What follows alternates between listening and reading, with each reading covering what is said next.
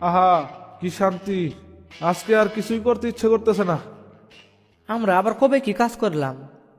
তা ঠিক, কিন্তু একইভাবে শুয়ে শুয়ে আর কয়দিন? এক কাজ কর, ওই দিকে ফিরে শুয়ে থাক। না রে, এইভাবেই থাকি।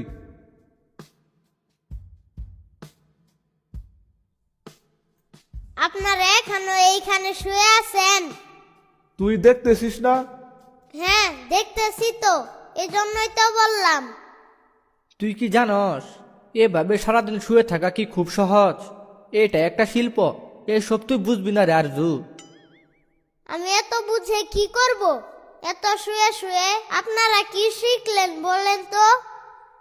শিখলাম আরো কিভাবে শুয়ে থাকা যায়।